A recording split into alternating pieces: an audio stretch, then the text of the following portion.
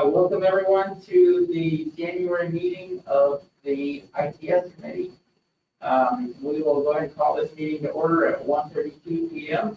At this point, we have 4 members present in the room, so we do not have a quorum, but there is a possibility that others would arrive between now and the end of the meeting. So for right now, we're going to hold back on any action items, but if and when someone else does join us or is able to make it to the room, we can consider other potential action items. So with that said, let's go ahead. I guess Dr. Wong was going to move on to under action items. Actually, let me take a step back and ask for any public comment if there are any.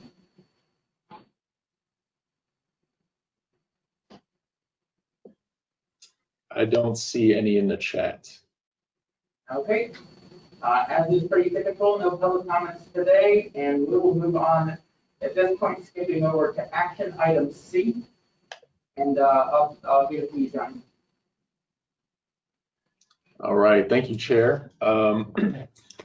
Happy New Year to everyone. I haven't seen most of you in quite a while. For the record, I'm Johnny Wong, MPO staff, and I'm here to brief you on the 2021 safety performance targets. I'll provide a little bit of context, which I do every year, but I'll keep it very brief because most of you have heard this several times over by now. The safety performance measures originate from MAP 21 legislation. That legislation requires us to track performance for 5 safety measures and then set targets for the coming calendar year.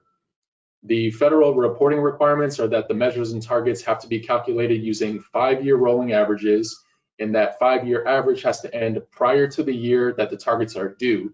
So because we're setting targets for calendar year 2021, that means that our crash data has to span from 2016 through the end of 2020. In addition to the 5 performance measures that are shown on this slide, the MPO board has voted to track 2 additional measures in the past. Those 2 additional measures are year-end fatality total, so not a 5-year average, just a single year-end fatality total, as well as a 5-year average of motorcycle fatalities. That legislation requires both state DOTs and MPOs to report performance and set targets every year. This is the 5th year that we're doing this. For the previous 4 years, FDOT has set its state targets at 0, but this past April, the Federal Highway Administration determined that the state hasn't made significant progress toward achieving that target.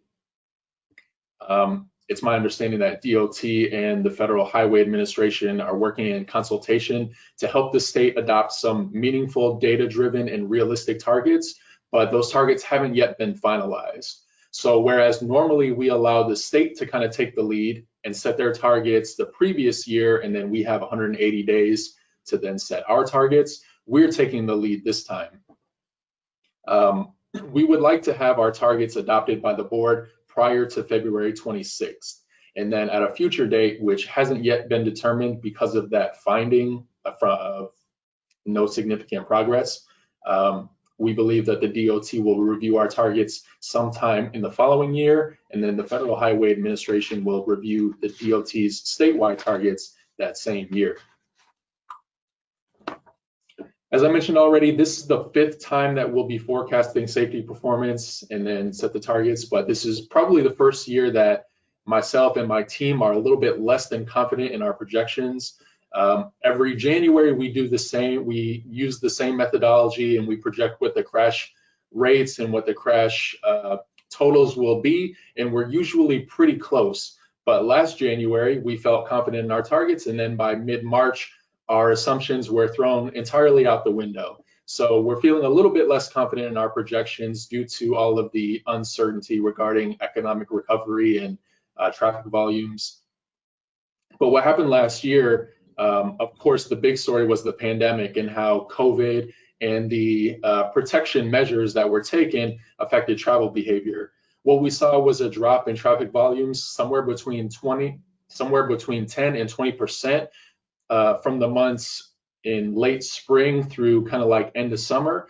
And then from summer moving on toward the end of the year, we saw a gradual rebound. We're far from at pre-COVID levels, but we're getting closer. Our volumes have been increasing steadily as the months have churned along. And last I checked, we were down by about 8% from pre-COVID levels. Despite the lockdown and the impact on traffic volumes, our planning work still occurred. Our work continued, and we were able to produce a couple notable studies. One was a Vision Zero corridor study that looked at a few of the corridors that are listed on our top 20 high injury network. And these studies resulted in having some very specific recommendations for how to improve safety on those very dangerous corridors. So that study kind of deals with the specific. We also took a look at a more holistic approach and created some general recommendations for how to manage speed throughout the entire county. And that Vision Zero Speed Management Action Plan was submitted to our board just yesterday, I believe. The last news from 2020 is that the Independent Oversight Committee held its first public hearing in October, and that committee certified compliance for the 2021 project plans from all the agencies. But the litigation over the validity of the surtax is still ongoing, and we're not predicting that even if the court finds in favor of the surtax and rules it valid, that any of that money will be made available in time to program. So we're not expecting that any safety improvement will be made through the end of 2020 as a result of that tax. Before we reveal what our projections are for 2021, I want to quickly review the methodology with you all. We have used the same methodology for several years to forecast performance and targets. The methodology has been nominated by the Federal Highway Administration to be a best practice. We've shared it with MPOs from around the state as well as around the nation, and several have adopted it. So we're pretty proud of the work that we've done. Generally, we produce our safety targets by projecting the number of crashes that we're going to have by year's end. We do this using historical data, at least 10 years worth of historical data, and then we just track using a linear projection. We get that anticipated number of year-end crashes, and then we reduce or we subtract the anticipated crash reduction benefits that we calculated in our 2045 long-range plan work. The way that we estimate those crash reduction benefits are by looking at what the capital spending has been by each of the agencies over the previous couple years, and we estimate how much of an impact that investment could have if it were optimized into the most beneficial safety projects. So we basically look at the total amount of money spent on safety projects and say, hey, if this were spent optimally, what is the max percentage reduction that we could get by year's end? And having done that last year for the 2045 plan, we estimate that with current investment levels, a 1% crash reduction benefit is what we can expect. If that surtax money were to be released, we could expect between 2 and 3%. That's a little bit of a conservative estimate. Most of the professional planners think that we could do far better than that. But that is how we came up with the crash reduction estimates. There are a couple of assumptions, a few assumptions actually, that we have to discuss before we get into the projections. The first is that, like I already mentioned, the validity of the surtax is still pending in the Supreme Court. Our assumption is that that money will not be released in time to program for safety projects that will have an impact by year's end. The second assumption we made is that traffic volumes in 2020 were down by about 10% on average, and they're steadily climbing. We don't think that we're going to get back to pre-COVID levels early in 2021, if at all, but we do anticipate that we will reach pre-COVID levels sometime in the year. We looked at data from the Florida Economic Forecast, and that report shows that some economists from around the state believe our economic recovery will be accelerated compared to other states. So we're assuming that our volumes will rebound to near pre-COVID levels sometime around mid-2021. And now, without any further ado, here are our performance projections for calendar year 2021. What's shown on the slide right now is one of the discretionary targets requested by our board. This is the year-end fatality total, so it's not a 5-year rolling average. We ended 2020 with about 192 fatalities. That number hasn't yet been certified, so I say about 192. And we're projecting that by the end of 2021, we'll perform slightly better and end the year at 190 or less. And so 190 or less will be the target that we're proposing. The second target is required by the feds. It is fatality target on a 5-year rolling average. Based on the methodology that I already described to you, we're projecting that we'll end the year with an average of 195 fatalities. And so the target will be to not exceed 195. Another discretionary target is motorcycle fatalities on a 5-year average, which we predict will drop significantly by the end of 2021.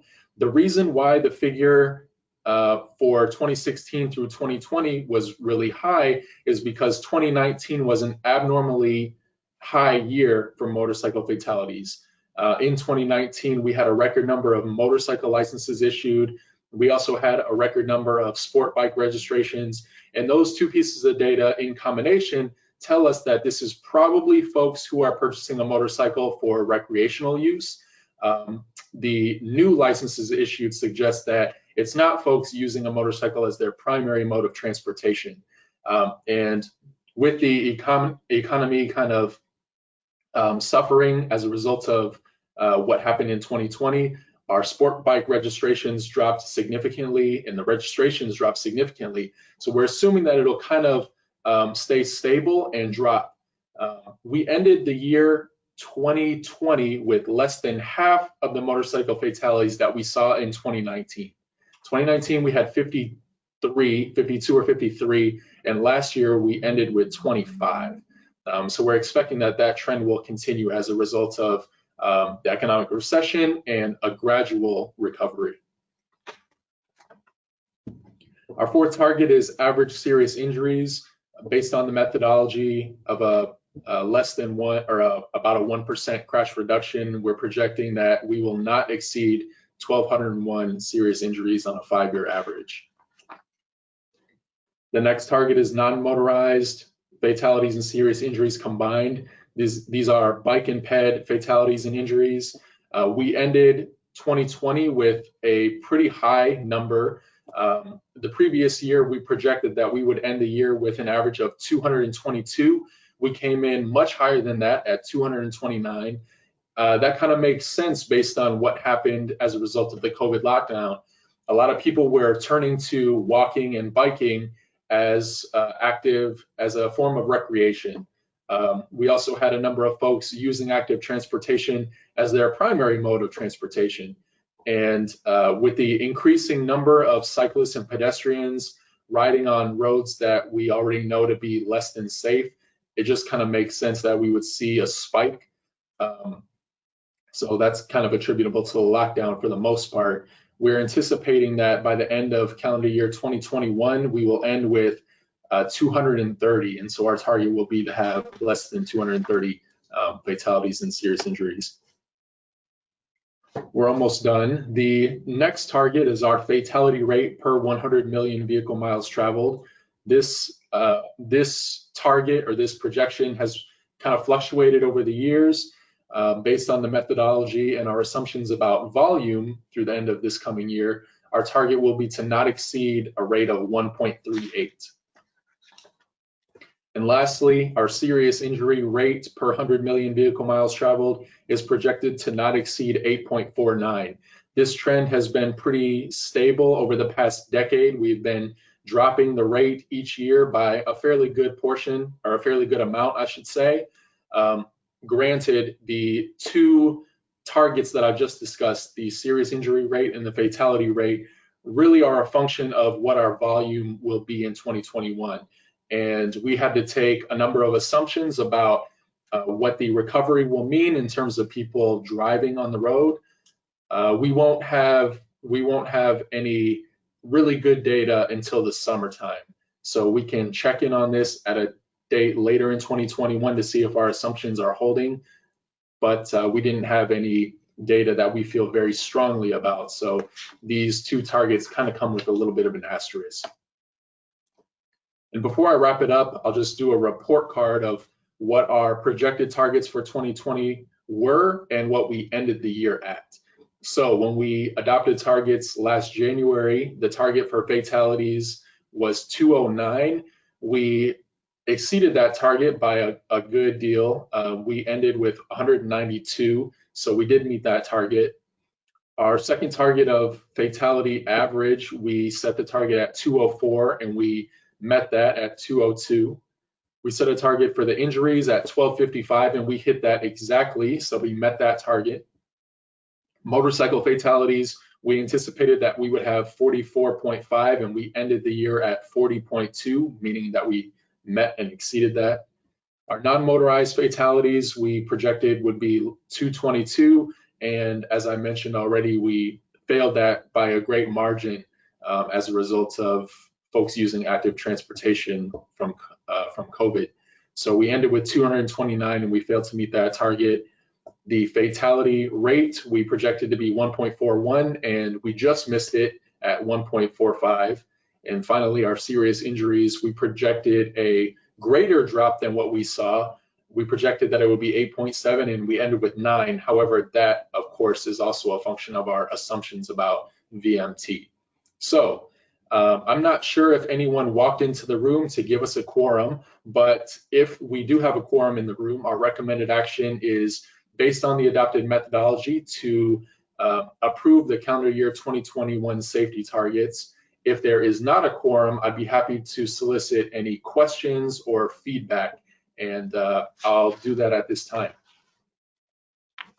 We do now have a quorum, so we are free to take that action. I guess if there are any questions or comments beforehand from the board. All right, so I hear a motion to adopt the calendar year 2021 safety targets. Move to the 2021 safety target. All right, thank you. Do you have a second? A second. All right, all in favor? Aye. Aye. Aye. All right, that's unanimous, so thank you. Excuse me, Go ahead. Mr. Chair. Can you tell me who the first and second were?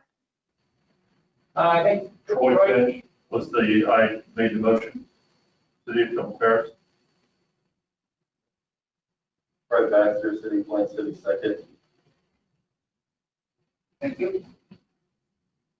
So let's jump back to the review and approval of the meeting minutes from the October 8th meeting. Hopefully you all had a chance to take a look at those, that they were attached to the agenda as it was sent out. Does anyone have any questions, comments, or corrections on that?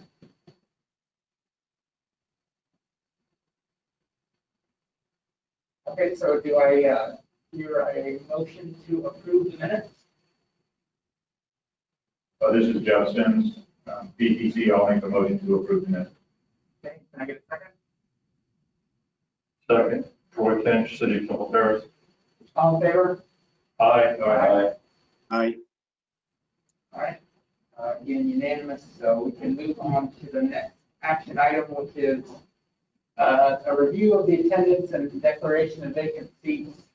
I think also attached to the agenda as sent out earlier, the attendance was as prescribed by the requirements for the board, and so there are no vacancies created through attrition that way, and at this point we are full. So I don't believe there are any actions at this point that need to be undertaken. Did anybody have any questions or comments about that?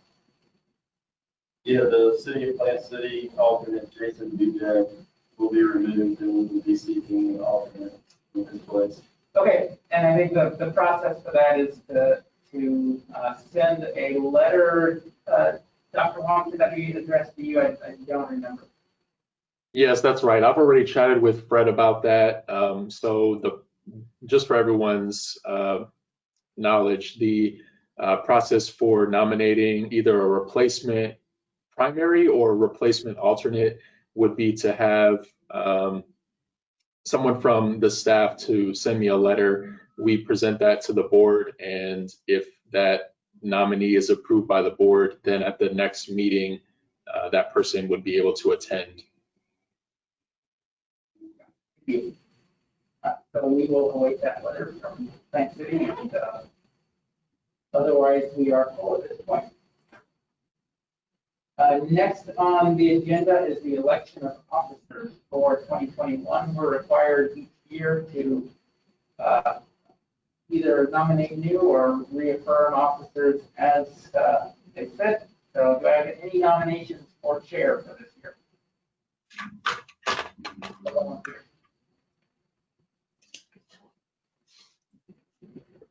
I'd ask the question, would you be willing to continue in the role of chair? Sure.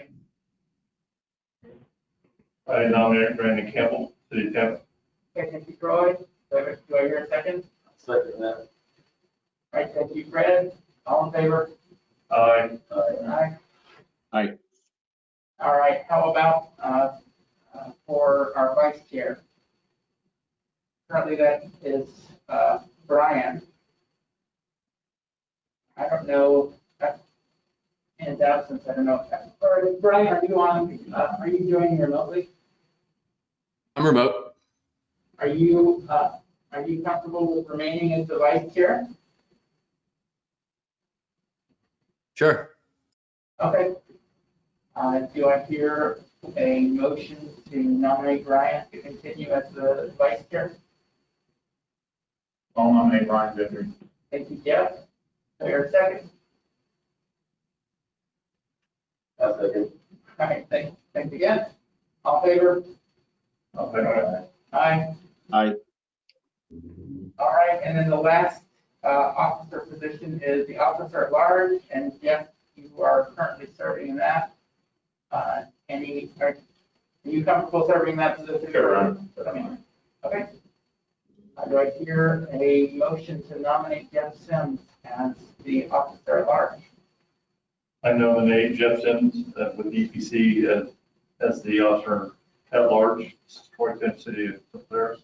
Thanks, Troy. Do I hear a second? I'll second. Fred Baxter. Okay, thanks, Fred. All in favor? Aye. Aye. All right. Great. Congratulations to all the officers. Congratulations, Mr. Chair. I have a quick question for you. I didn't hear who seconded your nomination. I heard that Jeff Sims made the motion. I didn't hear who seconded. That was Fred, right? Yes. Fred. Okay. And I heard that Jeff also nominated Brian Gentry to be vice chair. I didn't hear who seconded that. That also was Fred. Okay. And the last one, Troy Tinch nominated, made the motion for Jeff Sims to remain officer at large, and Fred seconded that too, right? Yes. Okay, perfect. All right. Thank you all. All right, thank you. Next up on the agenda is our status reports. And so we've got Cal Hardy and Carla Price. Actually, I'm not sure, Johnny, I think on the agenda it says Cal and Carla, but on the attachment it says Stephen and Carla. So I'm not sure who has joined us today, but I will turn it over. It looks like I think I see. It's Cal. Oh, thanks, Cal. I'll turn it over to you. All right. I'm gonna try to share my screen. I know. Sorry. Let's see. Cal, I've got the presentation loaded up. If you can see my screen, if you want me to click through on your verbal command, I can do that. Otherwise, I can make you the presenter right now. Could you make me the presenter? Yeah, let me figure out how to do that. I know there's some animations in there. That's why. Okay. All right. So I will show my screen. And then check the audience view. All right. So All right, perfect. The right screen. Okay. Let me check this. All right, that is the wrong screen, but let's see if I can. All right, let's just, sorry, y'all. I'm trying, it's presenting, I have two screens up and the presentation's going to the other screen. Give me 1 second. Yeah, no worries, Cal.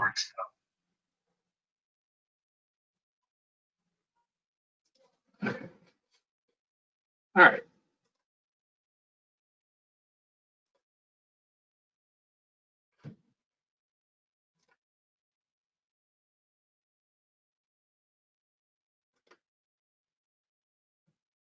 All right, I think that should work. Okay.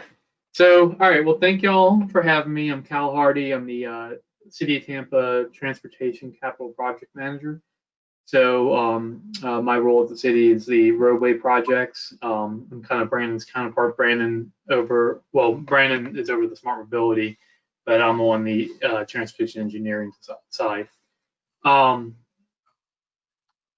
Today I will be talking about our T3 initiatives, our ongoing planning efforts, Vision Zero, speed management, placemaking and tactical urbanism, transportation corridor projects, trails and greenways, innovative tools and pilot projects, and smart mobility, micromobility, and technology. Transforming Tampa's Tomorrow is, we also call that T3. When this mayor took office, she wanted to focus on the 5 things on the side here: transportation, development services, workforce development, housing affordability, and sustainability and resilience. There was an advisory team that met and actually came up with recommendations for transportation. These 5 recommendations were to transform the transit system, reimagine trails and greenways for mobility uses, embrace Vision Zero, smart mobility and urban parking, and expand community engagement efforts. Part of this was our citywide mobility plan, which we are currently still working on. That is termed Tampa Moves, and of course that stands for as an acronym for Mobility for All, Economic Opportunity, that's the O, the opportunity, Vision for Sustainability and Resiliency, Equity and Safety. And it's not in order of importance because I would imagine it would have to start with S at that point.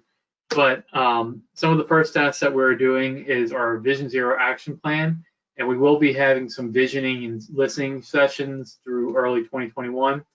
I think those, if they haven't begun yet, I think they start in February. And then some potential changes to our land use and growth management component. So this was one of Carla's slides before, but basically at the same time that mobility is doing their master plan, Parks is working on their master plan. So this is a comprehensive look at all park facilities and everything that Parks can do with everything that they do, with recommendations on how we can do it better. In fall 2019, there were some public meetings that were held throughout the city. Fall 2020, consultant AECOM started their portion of it. And spring 2021, there will be some more public meetings, stakeholder meetings, listening sessions, things like that. And then in spring 2022, that is the target date for completion. For the transportation, the T3 Vision Zero recommendations,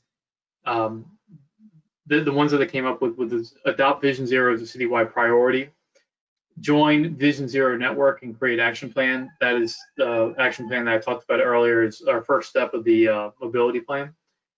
Update land development code to reflect Vision Zero principles, create Vision Zero role within the city government. That has actually been filled. If y'all know Alana Brazier, well, I know one of y'all at least know her, but she is now the city's Vision Zero coordinator. Engineering some low-hanging fruit, like fill sidewalk gaps, add more pedestrian crossings, and then expand complete streets citywide to all of our collector roads. Focus on priority corridors, including state roads and county roads. I'll talk about that a little bit, and then why we're pointing that out. And then make it easier to activate city streets as public spaces. And we have some more slides on that a little bit later.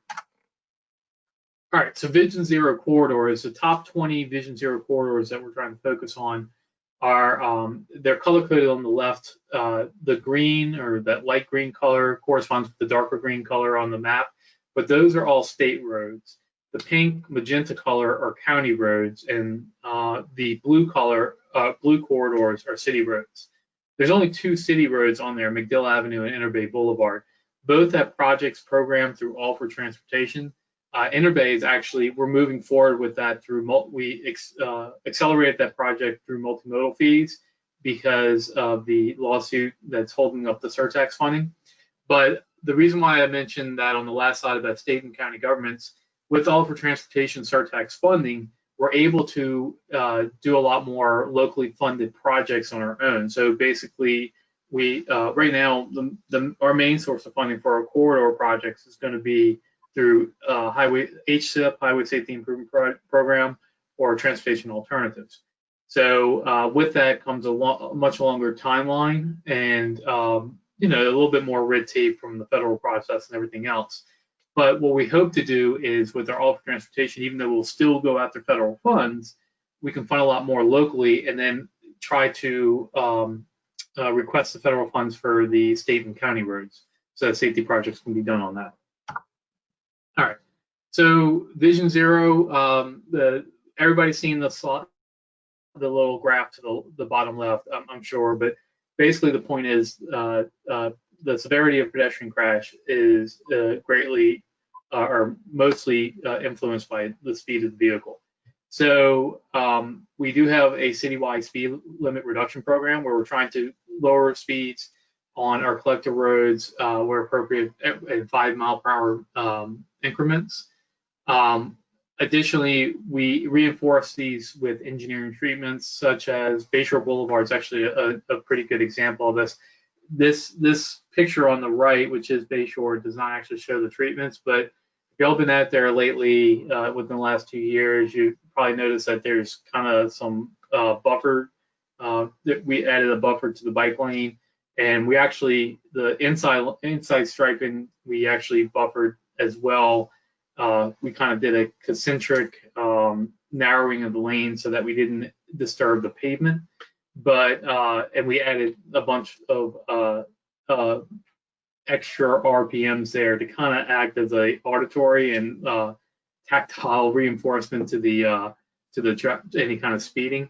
But anyway, that's one where we actually narrowed the lanes, and because of that, we were able to lower the speed limit. One more thing on that, I'm sorry. The other thing is evaluating the feasibility of lowering all local roads to 20 miles per hour instead of the 25 miles per hour that they are by state law now. Some of the more temporary measures are tactical urbanism measures that we have, some popped-up placemaking.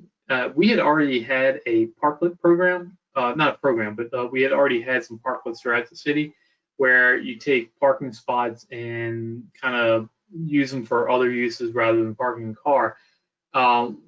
When the pandemic hit, that got really bumped up a lot, and we worked on trying to come up with some guidelines for outdoor seating for restaurants and other businesses.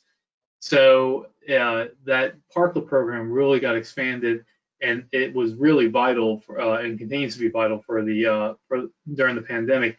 It's also proven to be really popular.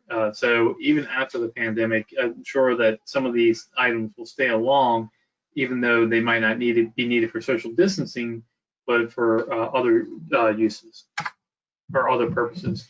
One of the other things that we did recently was our Ashley Drive Complete Street project, where this was a project where we took some areas that were either gored out or created some bulb outs in some areas and we've actually, the Tampa Downtown Partnership actually paid for an artist to come out and paint those areas on the roadway to provide some traffic calming. So basically, we get a little bit of traffic calming, adds a little bit of interest to the roadway, and we're able to provide some pedestrian bulb outs to reduce crossing distances as well. Another paint project that we have, temporary or placemaking project that we have, is our crosswalks to classroom. One of the things that we did originally, each empty space between the ladder, between the 24-inch white, was meant to be a book spine. When we started doing that, we kind of realized that the wording might actually conflict a little bit with METCD. So we had an artist come out and actually create graphical representations of those book spines. So if you actually look at this one on the chart on the right, you can actually see the names of the books, and the artist kind of did a little representation of each, which is pretty cool. So the Crosswalks classrooms, we have 5 locations implemented, 4 more planned for this year. Painted intersection, that's another program through local roads. You might see, drive throughout the city, you might see like a little mural on the roadway at an intersection. We have 13 completed to date. And painting curb extensions, we talked about Ashley Drive in the previous slide. We also are looking at some Kennedy Boulevard, some barrier beautification, kind of painting some of the barrier there. And the I-275 viaduct, I'm actually not sure what that one is. I'll have to, if y'all want information on that, I'll have to get that from you separately. Always stop control. Adding stop signs is relatively low cost and easy to implement. So we do have a program to actually investigate and add signs throughout the city. They always stop can reduce crashes by nearly 70% and almost 80% reduction in injury crashes. Right now the program's so popular, there's a 6-month backlog of requests. There was a tweet that I saw recently about always stops being the new roundabout, which I thought was kind of funny. But anyway, they really do work for reducing injury crashes.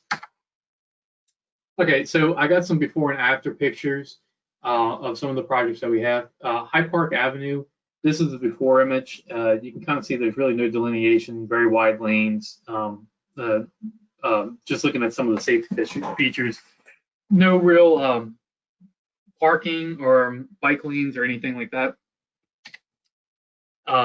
Also, Hyde Park Avenue was one of the top 3, Hyde Park and Plant Avenues, their one-way pairs, were one of the top 3 locations, safety locations that the city had back in 2012. So we did produce some projects off of that. Anyway, this is an after view. We have bike lanes, some parking, narrower lanes. Outside of this picture, we did bulb outs and some RRFBs with this project as well. So some really good safety features there with this one.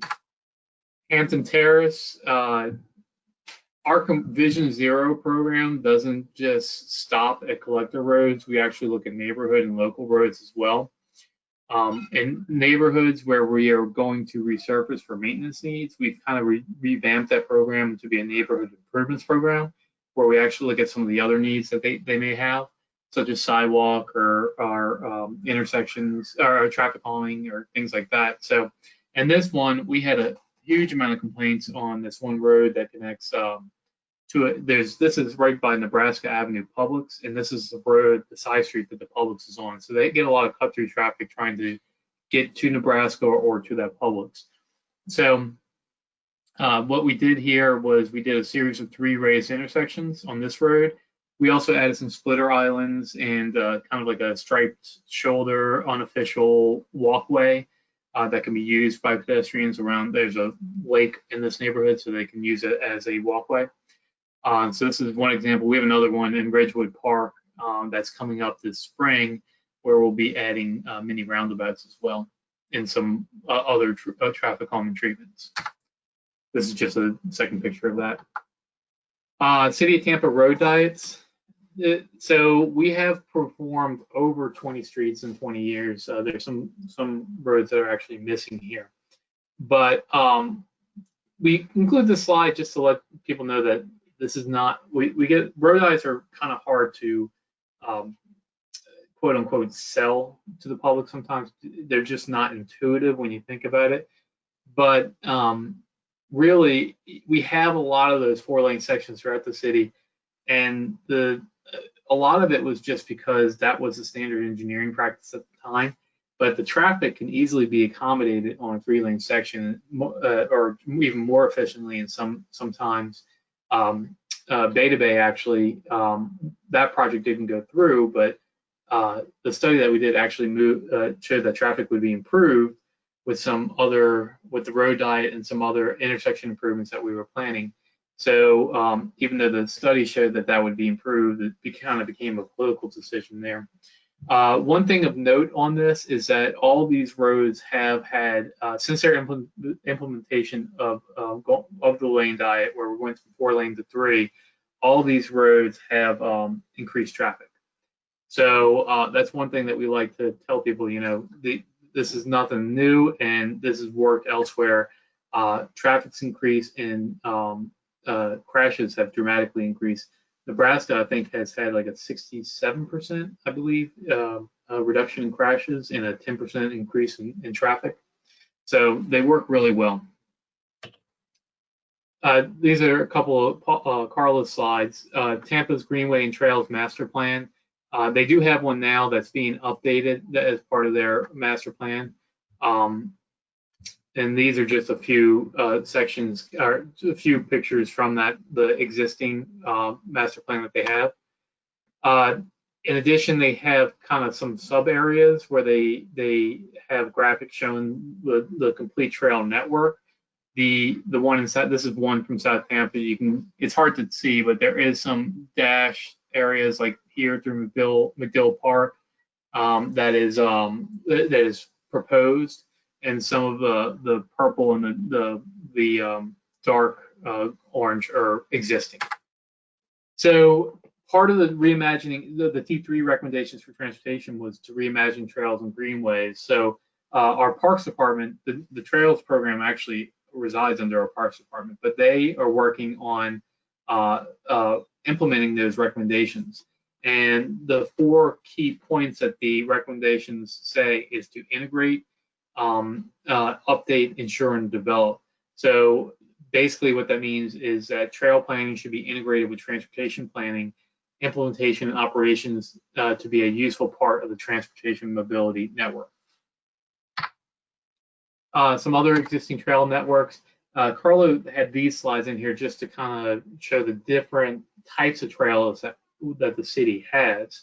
The one that just popped up was actually just a trail through a park.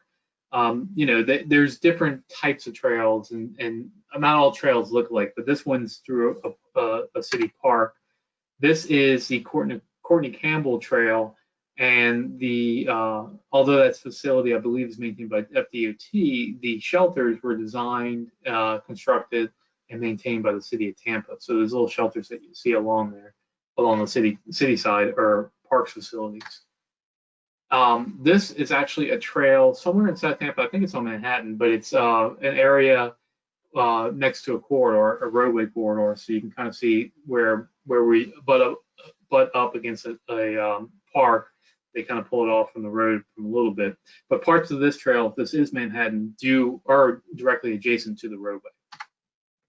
And then this was another area in South Tampa with a new development that there was a land swap where the city vacated right away, and then the developer actually gave back the city a piece of land somewhere else within the project limits, where they actually constructed a portion of a segment of an existing trail through that development. Some other trails that we have, the Riverwalk is a trail. So the 2 left pictures are the Riverwalk. The Courtney Campbell Trail, like we talked about last time, at the top right, and the bottom right is Bayshore Boulevard. That's a trail, and that's also a linear park along Bayshore there. So trails come in a lot of different flavors, and that's basically what Carla wanted to say with those slides. Upcoming trail projects, there's some trail marker installation and miscellaneous trail improvements throughout the city. The McDill 48 trail connection that's the one I pointed out earlier right there. That's being designed right now through, I believe, a stormwater project. And then the Interbay Trailhead is right east of Manhattan, right on Interbay. This is one that I didn't know about actually, so I'll have to include that with the city's mobility Interbay project. And then the 2020 build grant, I'm going to have some slides talk about that a little bit later. All right, so in addition to what Parks was doing, transportation also has some greenways, bike boulevard, trail projects of their own. A few that we have, one is the Green Artery. We have 2 segments of this in design, and originally we were planning on doing each of these design and construction of these segments one by one, which would have taken a long time. So even though we have 2 in design right now, segment E and segment D, the one right here, you only see segment E. Segment D is basically this little portion too. Our surtax does have an approved fiscal year 20 project where we have design approved for the entirety of it. So hopefully, if that money comes through, and the Supreme Court is ruling on an appeal, as long as if that money comes through, then we can actually design that in whole and do one comprehensive design and construction of it. Another one is Bike Boulevard, Gray Street Bike Boulevard. That is a corridor that runs parallel to Kennedy. That is and this is a connection from West Shore all the way to North Howard area, the North Hyde Park area.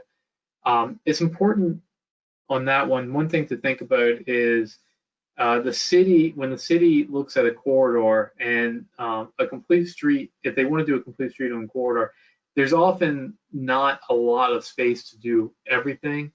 And sometimes you can accommodate all modes, but you don't really get, you get kind of bad.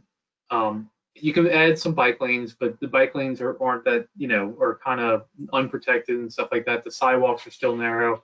And even though it is technically a complete street, it might not be the best approach. It might be better to widen the sidewalk and not have bike lanes on that road. And one way that the city can do this is to look for parallel corridors to add bike facilities on those. So this is one where we're looking. I know DOT is looking at or has a few in design on Central Avenue and Ola Avenue and like the Heights area.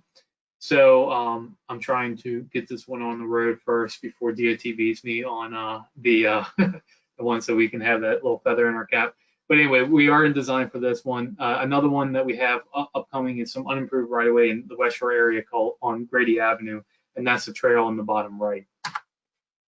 We also have an RFB program that's rectangular rapid flashing beacon.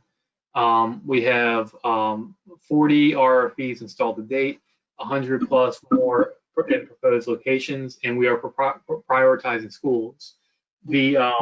On this, the only thing I would say on this is that with our complete street projects, when we do a corridor, we are adding crosswalks on those corridors at regular intervals, being where they're most likely needed, like kind of looking at local attractors like parks, schools, even like Dollar Generals, convenience stores, grocery stores, things like that, apartment buildings.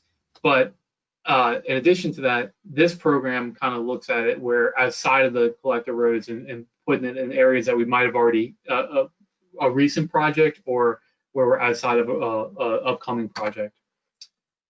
City as a lab, there's some signal initiatives like leading pedestrian and lagging vehicle intervals, upgraded push button signs. This sign right here was actually developed by a engineer at the city. Her name's Heba, so we've been trying to come up with an acronym for that sign.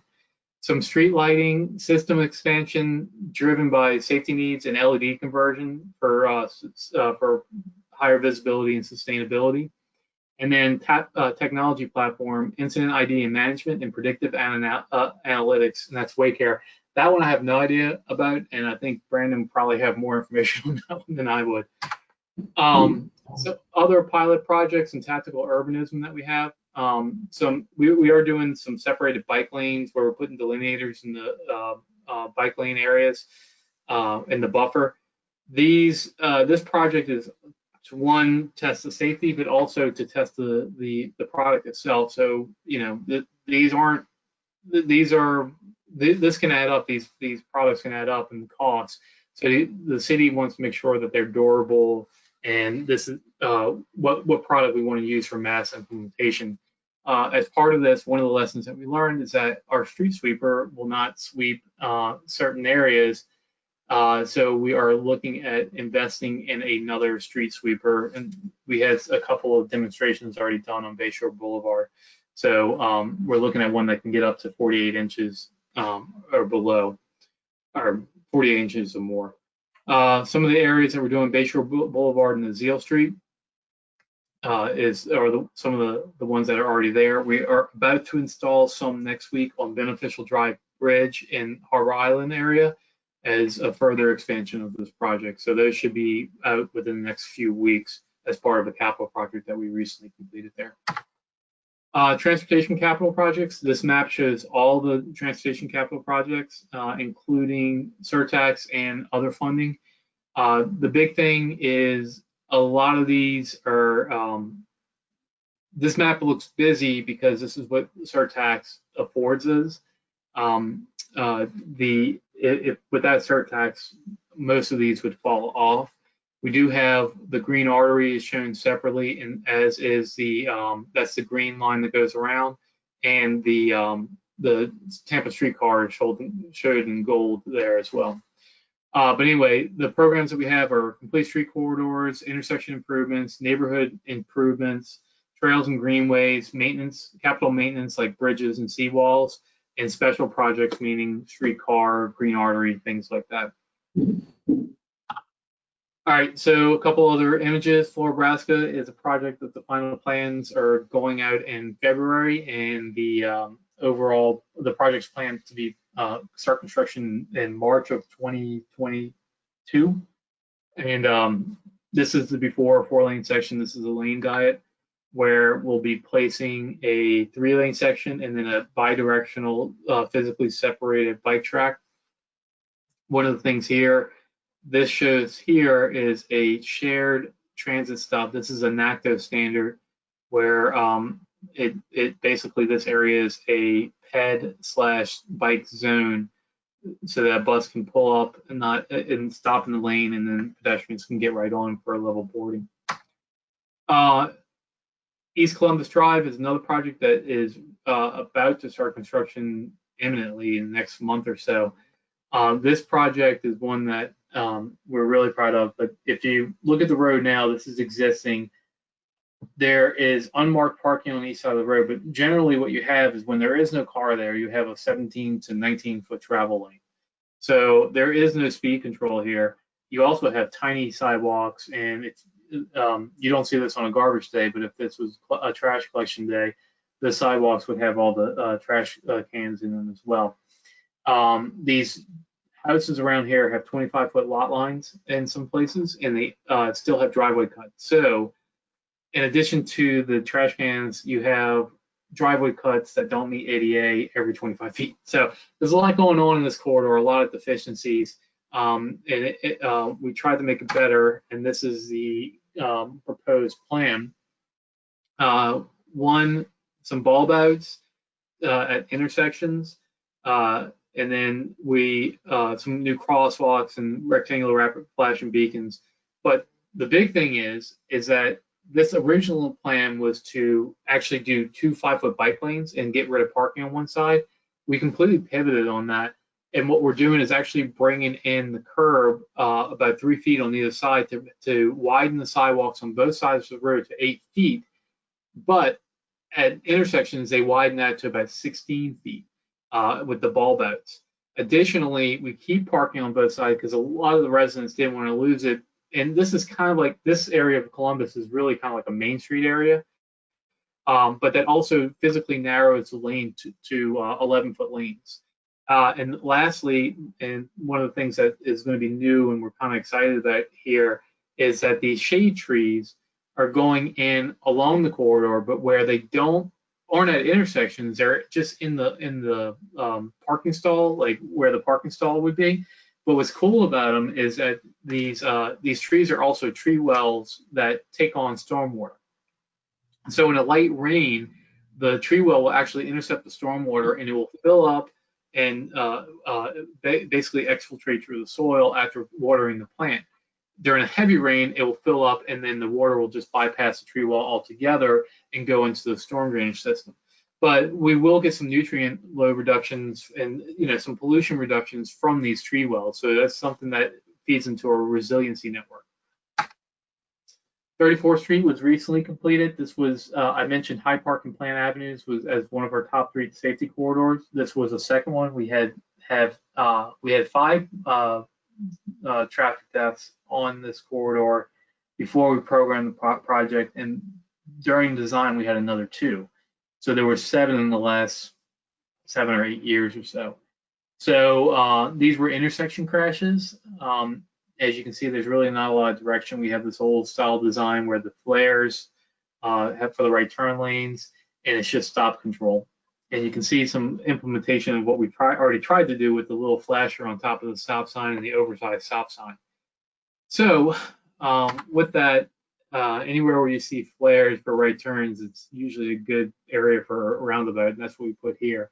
We did a series of 3 roundabouts: 21st Avenue, Lake Avenue, and Osborne. And this project was just completed. We are going to be working with the area to plant or do some art features in the middle of these roundabouts as well. Here is Osborne, I believe. I think this one's Osborne. Or maybe it's Lake. So either way, I can't remember if it was Osborne or Lake, but this is another aerial view of the existing and proposed. Another project that we have in design right now is Burring Street Bridge. This was a maintenance project, and we are rehabbing the bridge for the structural, electrical, mechanical, the whole 9 on the bridge. But when we were there, we looked at it as an opportunity to see if we could get some extra multimodal access to downtown, seeing as how river crossings are a premium. So this is the existing, and this is what we're proposing. Basically, it's a lane diet, and right now you have 2 lanes going south to Bayshore. You have 2 lanes going west to Cleveland. What we did was we dropped those from 4 lanes to 3 lanes and made the middle lane a choice lane.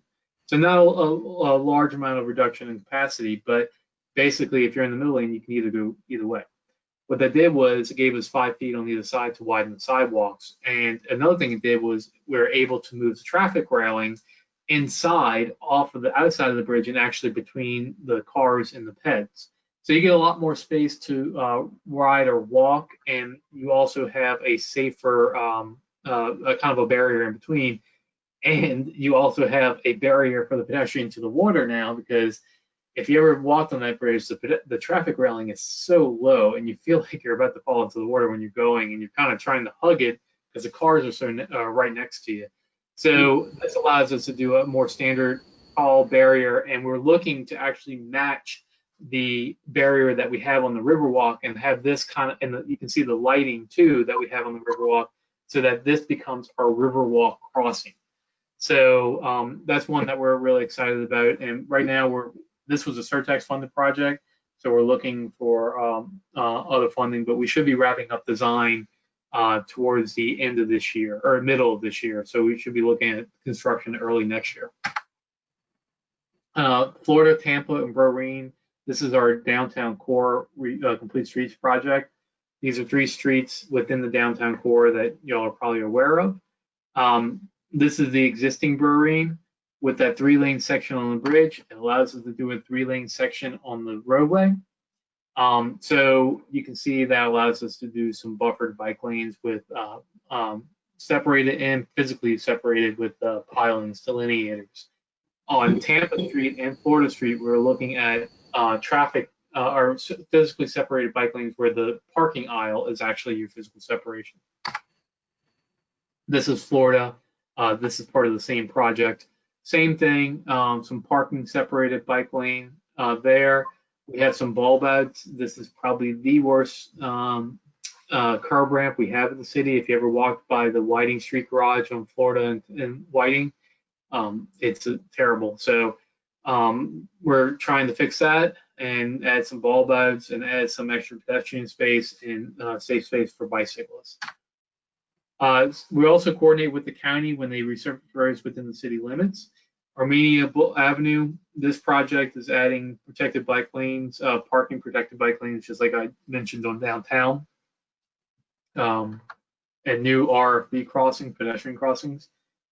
Howard Avenue is pretty similar too, as part of that. They're also resurfacing Columbus Drive, and we are proposing a road diet there from 4 to 3, which would provide a crossing across the river. So the road diet would begin at Howard Avenue and end at North Boulevard, but that would allow us to have a river crossing for heads and bikes. Our Green Artery Perimeter Trail, I touched on it earlier, so I'll just briefly add to it. There's 2 segments in production right now. It's 22 miles, 22 neighborhoods is the easy way to remember this. So it's quite a large perimeter trail.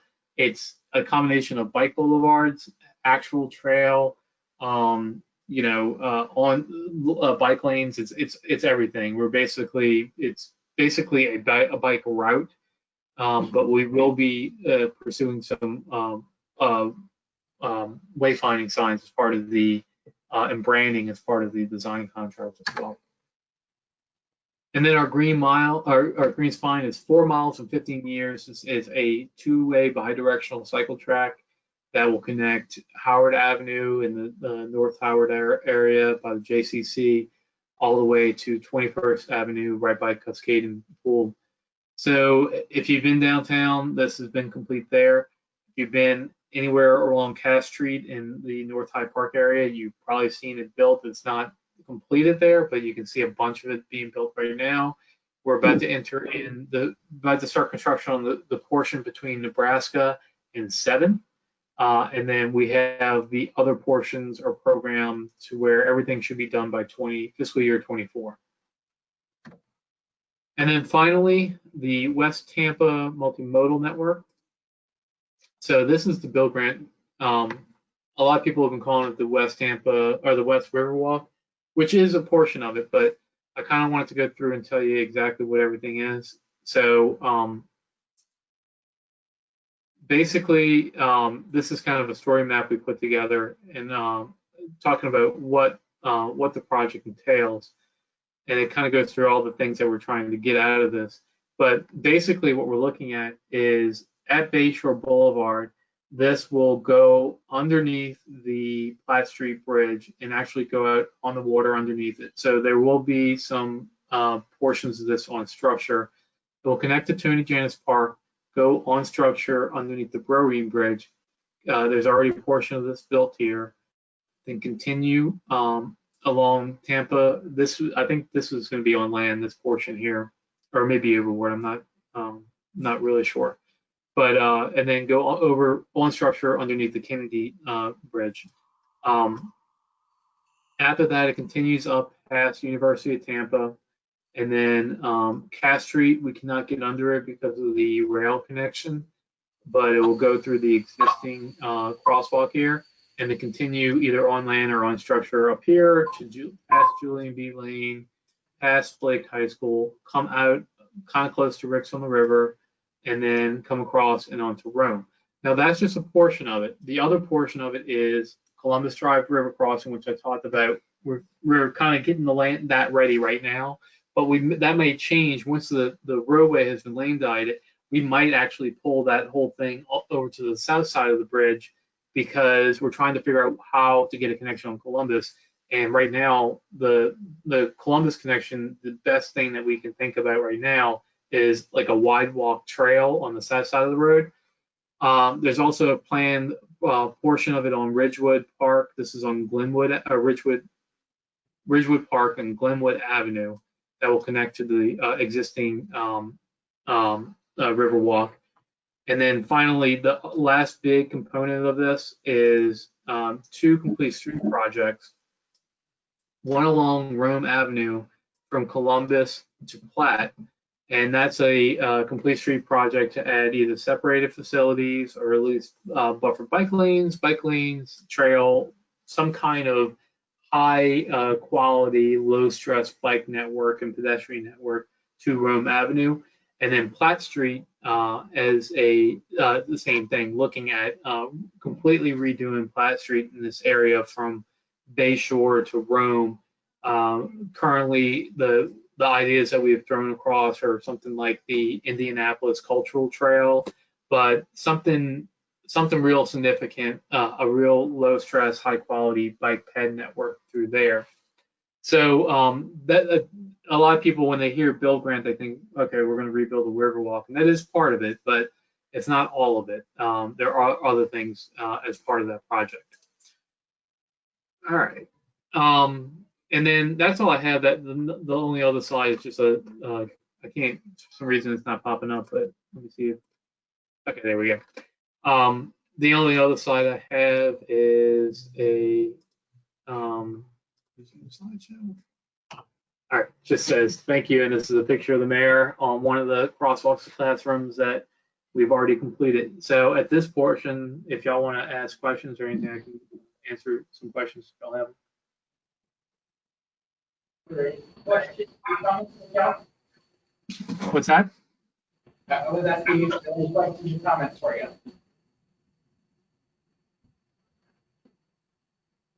I have a question. So, at the city of Plant City, going back to your discussion about lowering the speed limits of 20 miles per hour on the local roadways.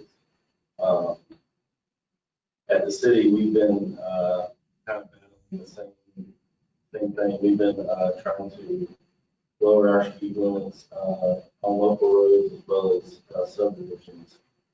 What are some of the key justifications you guys are using in determining that this roadway needs to be lowered to 20 miles per hour or 25 miles per hour or whatever it may be? Okay.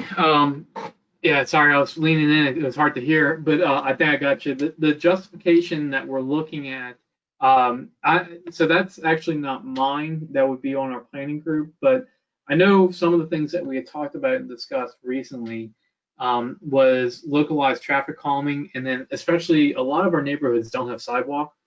So looking at trying to lower the speed limit because there's some neighborhoods that it would be hard to prioritize adding sidewalk at all these local streets. And then adding sidewalks would be almost near impossible with some of the way that the neighborhoods are designed. So that was one of the big things that we're hoping to get out of that, the prioritization or as justification is trying to have a kind of like a common area for vehicle and pedestrians. But if you I don't have anything else that I know offhand. If you do want some more information on that, I can get you to the right people. So if you want to just let Brandon or just tell Brandon, and we'll get you pointed in the right direction if you want to discuss that with the team that's actually developing it. One of the main ones that we've often referred to is the chance of surviving a crash for pedestrians and bicyclists, and the increment at which it increases when you decrease by like 5 to 10 miles an hour, even from like 30 to 25 or 25 to 20. But I think especially from like 40 to 30. But there's a good graphic. I'm sure that's part of what he'll send you. But the justification for safety far outweighs usually any impact to traffic. And if you can really articulate that to the public, that's where I think we've had some success. Yeah, we have that in this slide, and I've actually, one of the best ways I've heard that communicated to engineers is, I don't know if y'all know Mark Doctor at the FHWA, but he actually puts it into, just using the formula that I'm sure y'all remember from college and high school, but the kinetic energy formula, but velocity is always squared in that equation, so it's 1/2 mv squared. So any small change in increment has an exponential change to the actual amount of kinetic energy that you're going to have in the car, which, I always thought, I knew that graphic, but I always kind of like looking at it from a scientific standpoint a little bit more. And you can always say you can squeeze more cars into the road when they're closer together going slower. Nobody really buys that. Yeah, they actually, I guess a 5 mile increment would be a 25 increase, 25-fold increase in kinetic energy. So Any other questions or comments for Cal? Cal, before you finalize well, I mean, I can't recall how close it is, but Tampa Street at Broreen, there's a stop right on the northwest corner. It's really awkward. You're gonna have a nice buffer bike lane there, but eventually I'd like to maybe do a bulb out with a nice 6-inch curve for the bus stop there. I don't think we can squeeze it into this, but if there's any wiggle room or something, we should try to look at that one more time.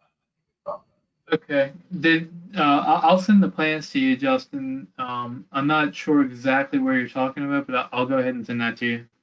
All right, cool, thanks. All right, no problem. All right, well, thank y'all. I appreciate it. Thank you, Cal. All right, next up, we've got Brian Pissarro from T-BARTA presenting on the progress for the vertiport project.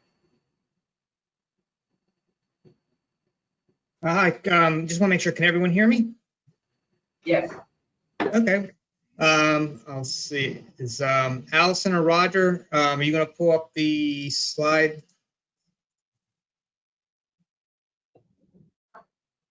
I am trying to get control back from Cal. Maybe Cheryl or Greg, if you're on here. I don't think that I'm able to take control back. Roger's a presenter now. He's good. Got it? Okay. Let's see.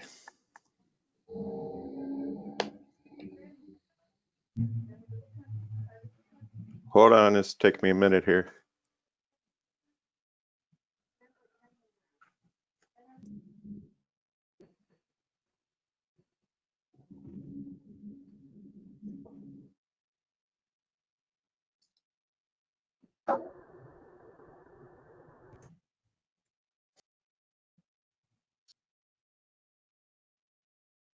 Slowly working here. And no worries, we're with you.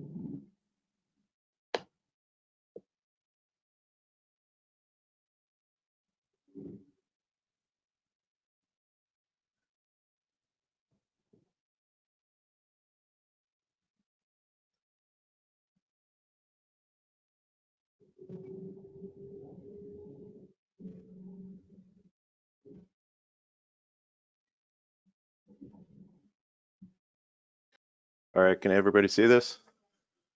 Yep. Okay. So Roger, I'll let you control the slides. I'll just tell you next slide. I'm okay. ready. So good afternoon, everyone. My name is Brian Pissarro. I'm a principal planner at T-BARTA.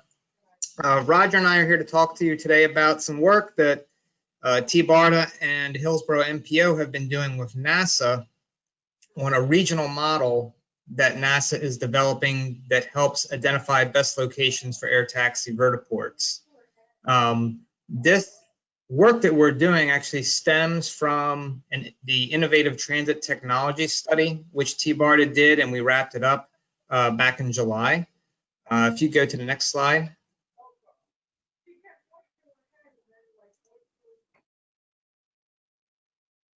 So the study looked at 3 technologies. It looked at urban aerial gondolas, air taxis, and Hyperloop. And the study had several components. It included a technology research on the current state of the technology for those 3 modes, interviews with industry representatives, a review of the existing government and regulatory environment, and a high-level corridor analysis. Next slide. So when I say air taxis, what I'm referring to are electric vertical takeoff and landing, or eVTOL aircraft. In 2017, there were only 12 known companies that were developing eVTOL aircraft. Today, there's over 300 that are in various stages of development, and about a dozen of those are in the process of FAA certification. The aircraft can be grouped into 3 basic types. There's lift and cruise, vectored thrust, and multi-rotor. Lift and cruise uses 2 propulsion systems, one for lift, one for cruising. Vectored thrust has only 1 type of propulsion system. And then multi-rotor is basically a large-scale drone. The main difference between these three types is the range. Lift and cruise and vectored thrust aircraft have a longer range, generally between 50 to 70 miles on a single charge. And multi-rotor air taxis have a smaller range, generally in the 10 to 25 mile range. Next slide. The study looked at some possible connections for air taxis in the Tampa Bay area. No real surprises on where it would, make sense to run this service. Next slide. So, and the study had next step recommendations for each of the three technologies, for the gondola, for the air taxi, and the Hyperloop. For air taxis, I need to emphasize that there's no clear consensus from our board as to what role T-BARTA should play in air taxis. The next step recommendations were developed with that in mind. So the first recommendation was to invite air taxi developers to present at T-BARTA board meetings so as to get this topic of air taxis and urban air mobility on people's radar, no pun intended. So far, we've had presentations from 2 eVTOL developers, Lilium and Wisk. The second recommendation in the study, which is what we're here to talk about today, is to collaborate with NASA on the work they're doing with local communities to model best locations for air taxi vertiports. And then the third recommendation was to partner with an air taxi developer on a demonstration project. None of the air taxi developers are currently certified to publicly operate their aircraft with passengers on board. So this recommendation may not happen until closer to 2025. Next slide.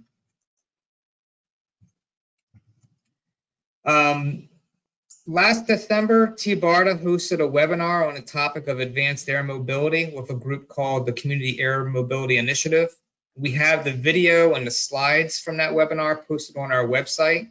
So if you go to tbarta.com under planning and programs, you will see innovative transit technology is one of the options.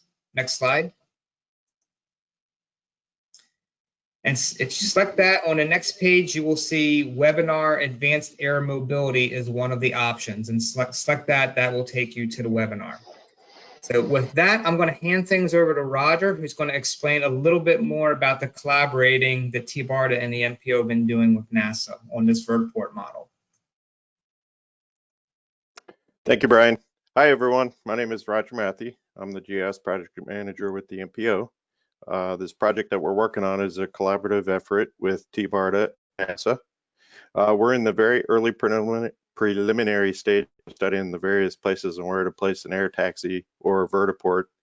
In this slide here, I created a fishnet over a portion of Hillsborough County that we partnered with our NASA agent, Dr. Sheath. He plugged this into his simulation tool, and there's a lot of data that we're using to plug into this tool. So in this particular slide here, the bright colored or heated areas that you see are the areas that are most suitable for an air taxi. And this slide here, using the suitability values, a vertiport selection location is selected. And in this slide, as an example, we selected a test site on the parking garage next to Amalie Arena. So if you click on the little icon right here, a little box will pop up.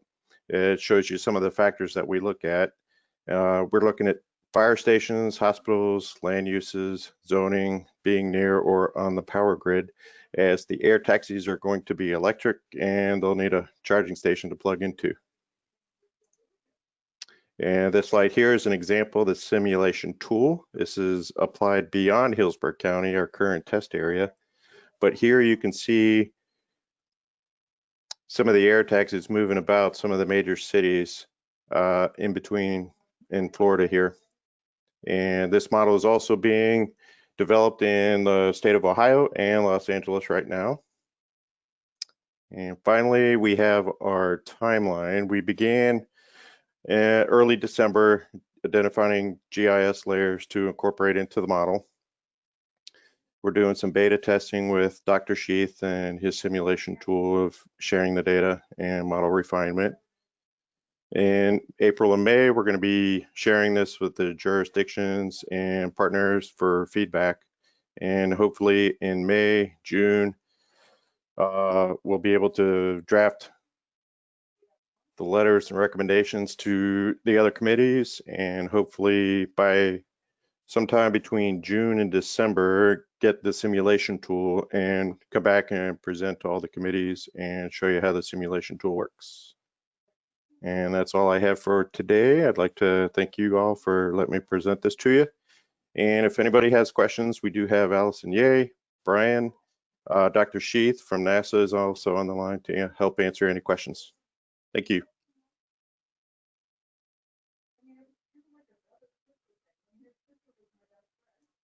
Any questions about the vertiport?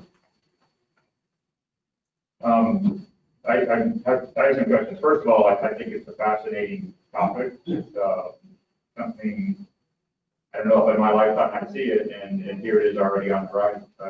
Especially for this committee, I think we have people involved that would also have a similar interest.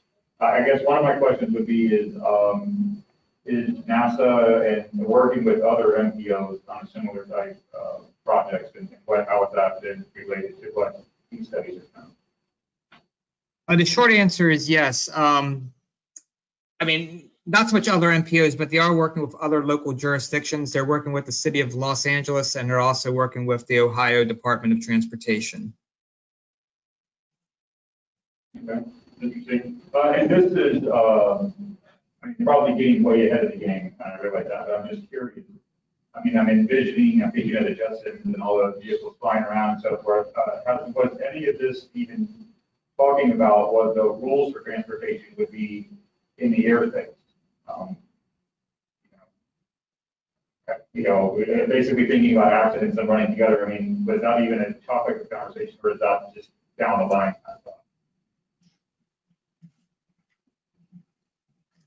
I'm sorry, the audio was really bad. If I could ask you if you could repeat that. I'm sorry about that. Okay, basically I was just wondering if it's too early in the process, but have there been any thoughts about what kind of rules would be developed for transportation in the airspace to avoid accidents? Yes. I mean, at this point, I think it would be too early. And also, I mean, to be clear, though, I mean, the collaboration that we're doing with NASA is it's limited in scope. I mean, it's basically that the end product is to have this tool that the MPO would then be able to use for its own planning purposes in terms of trying to identify where within the county would be the best locations for vertiports. But in terms of specific roles and responsibilities of different agencies, which I think that's what your question was, it's kind of premature at this point. Okay, it's very interesting, and the executive summary by itself is very detailed. So I would encourage anybody to look that over if they haven't had a chance. Any other questions or comments? All right, thank you, gentlemen. Brian, if I can, I have a question. I haven't read the executive summary, but can you tell me if this is being developed specifically with transit in mind, or is this being kind of developed as an alternative for like freight movement or commercial uses? I mean, is this truly a transit initiative? When you say this, I'm assuming what you mean by this is not so much the model, but just air taxis and urban air mobility as a concept? Yes, the concept. I mean, I can't speak for the air taxi aircraft developers. I mean, I believe it's being developed. I wouldn't call it a replacement of mass transit. I mean, I think what the air taxi developers are trying to do is take the business model of Uber and Lyft to the air, and and because of the range capabilities of the aircraft, being able to do something like an Uber or Lyft over longer distances. If I could just add a little bit to that, Johnny. So when we do this suitability analysis for the sites, we are actually looking at their proximity to different modes, like even pedestrian bicycle corridors where the bus lines are. So for the MPO's purposes, we are looking at it as another mobility option for people, but that doesn't preclude, commercial uses for products and other, type of uses. But the way we're thinking about it is another tool in our palette of different modes we can use for the community. And Dr. Sheath can add in, but I think, and with regard to the operations question earlier, the FAA is actually developing a set of rules on how these type of vehicles will travel in the corridor. So that's probably outside of the scope of this project. But if you go to Brian's webinar on the TBARTA site, they talk about a lot of the issues and the kind of universe of issues for the community that needs to be considered from land use to transportation. And so that's a very interesting webinar. I encourage you to take a look if you have time. All right, thanks, Brian. Thanks. Okay. All right, well, thank you, gentlemen. We will look forward to seeing how this plays out. It's very interesting, I think, probably to everybody in the room, and appreciate your presentation this afternoon. Next up, actually, is me on the agenda, and it is our City of Tampa Mobility as a Service pilot project. And I'll just give a very brief update on what's going on with that. I think most of you on the call in the room have probably been somewhat aware of this pilot project that we have chosen to pursue a couple of years ago as part of the Tampa Bay Smart Cities Alliance, identified as one of our priority areas to pursue on a regional basis. We started taking a look at mobility as a service, which, if you don't know, ultimately mobility as a service would be a subscription model that could combine all sorts of different modes, whether that's Uber, Lyft, water taxi, air taxi, and combine routing, mode choice, even booking and payment. So that's sort of the full version of what a mobility as a service suite is. And we have chosen to undergo a limited pilot that is for a duration of 15 months. That is going to be jointly funded with FDOT and City of Tampa contributions. And like I said, this has been over a 2-year process, and I'm happy to let you all know that we are in the midst of procurement. The drawback to us being in the midst of procurement is that I can't talk too much about what's within that. But our proposals are due, I believe, next Tuesday. We had a lot of interest and a lot of questions that came as we had released that request for applications. Among those was a request for an extension of time, which we have granted, so that proposing companies would have a little bit of time to spend with their families over the holidays and not come the first working day after the new year and have to submit their application by then. So with that, I think we will likely have a more substantive update that I could bring back to the group.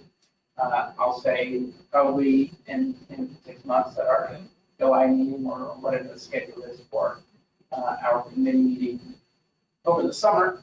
But we're pretty excited about where this could go, and even seeing things like our vertiport study and the potential for adding new modes that can be layered into whatever application we end up deploying within the city. So with that, I probably should avoid taking questions just for procurement rules or for purposes of staying within them.